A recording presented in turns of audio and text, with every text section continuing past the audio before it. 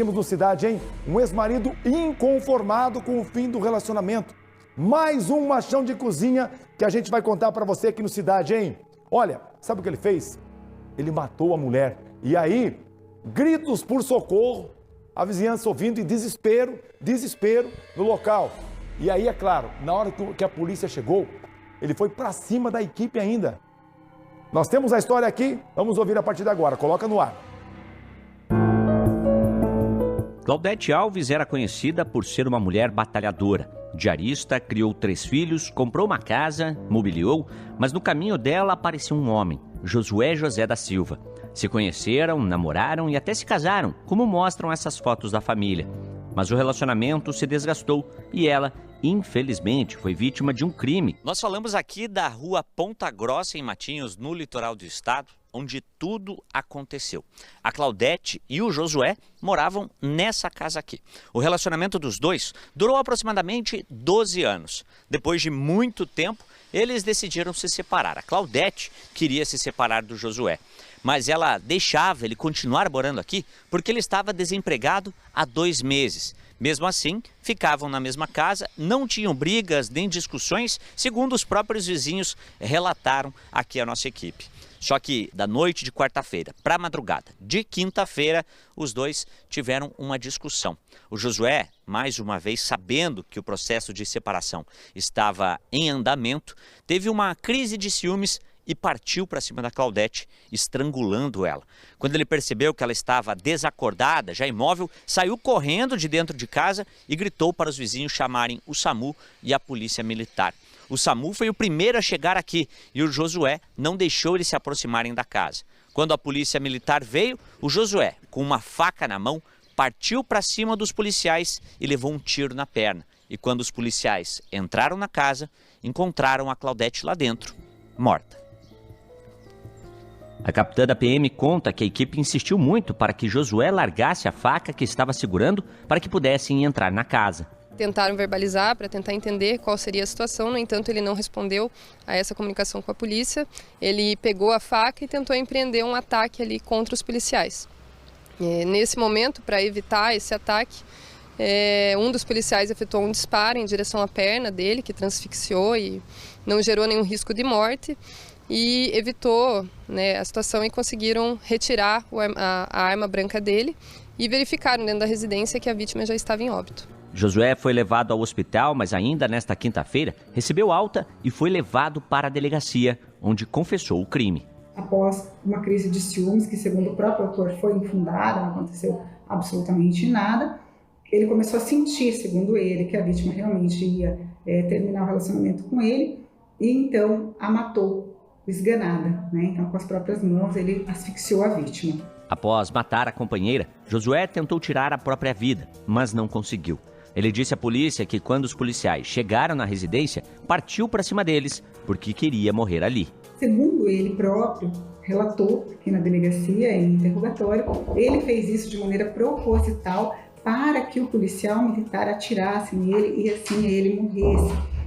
Porque ele estava se sentindo muito culpado com tudo aquilo que tinha acontecido. Inclusive, ele tinha pegado essa faca, tinha pensado em se matar, ele fez alguns cortes ali pelo corpo, mas ele não teve coragem de tirar a própria vida. Enquanto Josué estava sendo preso, os filhos de Claudete preparavam o funeral da mãe. O velório aconteceu em uma igreja em Paranaguá. Eles preferiram não gravar entrevista, mas disseram que alertaram a mãe para que na separação não permitisse que Josué ficasse na casa, mas não adiantou.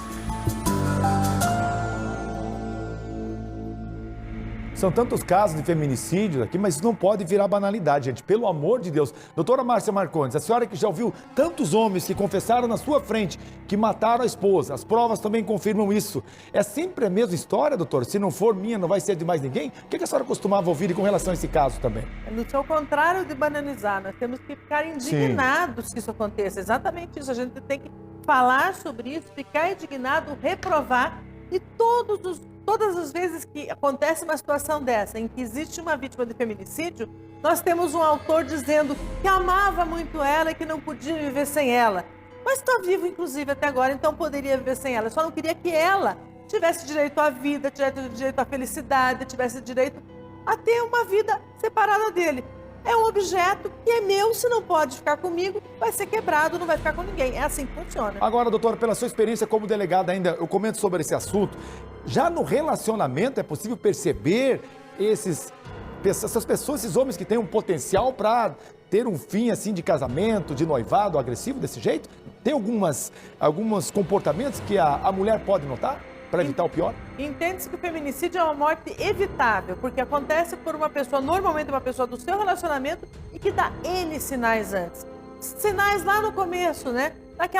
Aquele ciúme exagerado, aquela situação, você vai com essa roupa onde? Você não pode ter tal emprego porque lá tem muito homem, você não pode ir em tal lugar, porque... E assim tolhindo a individualidade da mulher. E na sequência, depois de tudo isso, ainda passa a ameaçar, passa a chantagear, pois passa a agredir e, infelizmente, chega ao óbito. Então, existe muitos sinais. A violência doméstica ela é progressiva e cíclica. Que triste. Que tem aquele bate ou agride e depois pede desculpa, isso não vai acontecer mais, e aí vai indo. E até o momento em que, infelizmente, perdemos mais uma mulher. Né? Vamos fazer o seguinte, doutor, vamos colocar o Thiago Silva na conversa, Sim. Porque o Thiago teve acesso, então, ao depoimento do Josué, viu? Em nenhum momento ele nega o crime, né, Thiago? E Não. Também, ele se mostrou arrependido ou não? Não, ele disse que a discussão está acontecendo do casal no sofá e que ele acaba esganando a vítima. O termo técnico é asfixia mecânica, né? Como os peritos gostam de falar. Ele, com a mão, ele acaba colocando no pescoço a mão e estrangulando a vítima. Foi o que ele contou à delegada Samia Kozer, que presidiu ali essa oitiva, esse interrogatório. Veja. Esses arranhões que o senhor tá no rosto. Que foi da faca aqui? Que foi dela? Ela que arranhou o senhor. Foi. Ela conseguiu se defender um Foi pouco. se Assim. defender. Não teve discussão nenhuma.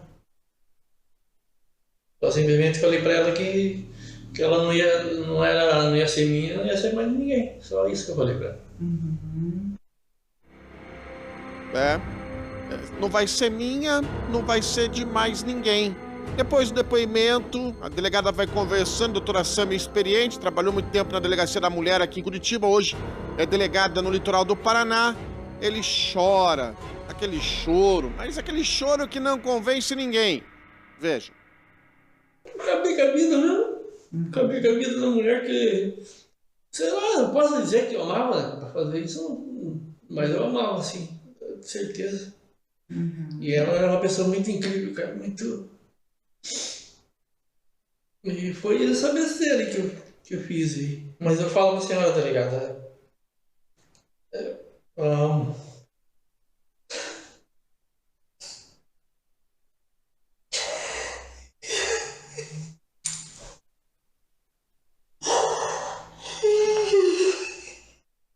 Ela pra mim foi uma mulher incrível. Me arrependi de ter feito muito isso com ela. Assim, Essa covardia, mano. quando o senhor percebeu que ela estava morta, daí que o senhor começou a pedir ajuda? Foi. E daí parece que caiu a ficha na dela. Eu pedi pra ela voltar.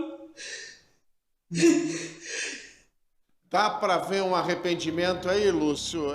Não sei, né? Não vi lágrima ali, vi uma voz um pouco embargada, disse que a mulher era incrível, mas comete um bárbaro crime. Lúcio. Olha, e super incrível essa mulher. A informação que chega para mim, doutora Márcia e Thiago Silva, que estão aqui nessa conversa, que esta mulher estava separada, o Josué, ela sustentava ele, porque ele pediu, ele não tinha onde ficar, ela sustentava, ele estava na casa, ali contra, é claro, a opinião dos filhos, mas enfim, outro detalhe que vale a pena a gente colocar aqui nesta conversa, aquelas marcas de agressão no rosto, porque no momento lá em que ocorreu a morte, já pode ser feminicídio, né, doutora? Ali, no momento em que ocorreu o crime, essa mulher tentou se defender, mas não conseguiu. Quer dizer, ajudando o cara, e o cara ainda foi lá e tira a vida dela, doutora. Nas poucas fotos que a gente viu, a gente vê que existe diferença física entre eles, ou seja, no momento em que ele está esganando ela, ou seja, essa asfixia por esganadura, o que aconteceu com ela, que demora algum tempo para terminar, demora algum tempo para a pessoa perder a consciência. Nesse momento, ela tenta afastá-lo, se defender, e por isso ele acaba arranhado. Claro, imagine você começando a perder o ar com uma pessoa em cima de você. O natural é você tentar afastá-lo. Agora, meninos, esse choro dele Não é choro, né? Não tem uma lágrima rolando. Eu imagino que se ele batesse o dedinho dele em qualquer lugar, ele realmente choraria. Ele não tem um pingo de arrependimento. A única coisa que está um pouquinho chateado é ele estar preso. Agora, é só isso que ele está chateado. Do demais, ele está relativamente tranquilo, vamos dizer assim, né? Porque ele eliminou a mulher do qual ele estava dependendo, inclusive, como você acabou de falar, né? Ela não vai ter a vida dela para ser feliz, para levar para adiante. Ele resolveu o problema dele. O problema dele era destruí-la. Ele destruiu. E ele está ali calmo, tranquilo, tentando num esforço enorme demonstrar, para até conseguir talvez algum tipo de empatia, algum tipo de arrependimento que não existe mesmo. Mas, ó, você veja a diferença física entre eles. Acha que esse homem é mais forte que essa mulher? Com certeza. E ela é uma pessoa que ainda estava ajudando ele a se reerguer para que ele pudesse ter uma vida normal depois. O que ele não permitiu que ela tivesse. Covarde. Muito covarde. Ato cruel, né, doutor? De covardia. Agora, todos os casos terminam assim. A gente mostra aqui na cidade, depois choram, vão pra cadeia e o desfecho é sempre o mesmo. Alguém acaba morrendo ou, no mínimo, ficando agressivo, fica sendo agredido, tendo problemas depois na saúde. E é isso aqui, ó. O fim do relacionamento, as pessoas, muitos não aceitam esse fim de relacionamento e acabam pagando caro. Agora não dá pra chorar o leite derramado, viu?